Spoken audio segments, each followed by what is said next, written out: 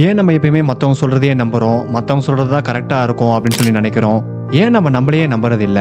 எப்படி நமக்கு வரக்கூடிய தாட்ஸை கரெக்ட்னு பிலீவ் பண்றது? நம்ம சிந்திக்கிற ஒரு விஷயமோ, நம்ம பண்ணிட்டு இருக்கிற ஒரு விஷயமோ வேற ஒருத்தவங்க அட்வைஸால ஏன் இன்ஃப்ளூயன்ஸ் ஆகுது? அதை நம்ம எப்படி அனலைஸ் பண்றது? அதை பேட்ச் ஃப்ளவர் ரெமிடிஸ் வச்சு நம்மள எப்படி ப்ரொடெக்ட் பண்ணிக்கிறது அப்படின்றத இந்த வீடியோல பார்க்கலாம். This is part 1 of over sensitive to influence and ideas. நம்ம ஃபர்ஸ்ட் பார்க்கக்கூடிய மலர் வால்நட். இவங்க ரொம்ப சூப்பரா இன்ஃப்ளூயன்ஸ் ஆயிருவாங்க. சிம்பிளா சொல்லணும்னா நல்ல ஐடியாலஜிஸ் இருக்கும், ஒரு விஷயத்த நல்லா பண்ணிட்டு இருப்பாங்க.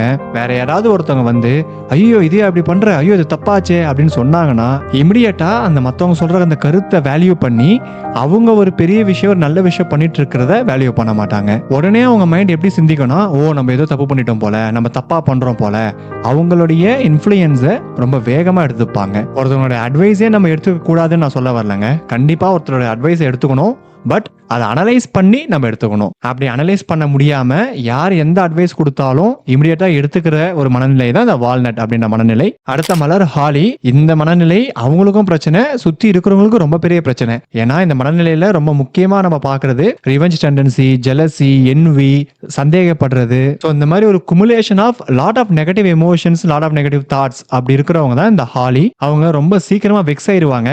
நடக்கல எல்லா நிகழ்வுகளையுமே அனலைஸ் பண்ணாம ஜஸ்ட் அதை அப்படியே இன்ஃப்ளூயன்ஸ் ஆயிட்டு அதனால ஒரு ரிவெஞ்ச் டெண்டன்சி, ஒரு சந்தேக குணம், இப்படி பண்ணிட்டாங்க பாரு, நான் அவங்களை என்ன பண்றா பார் அப்படின்ற கூடிய மனநிலை இன்னும் சொல்லிக்கிட்டே போலாங்க.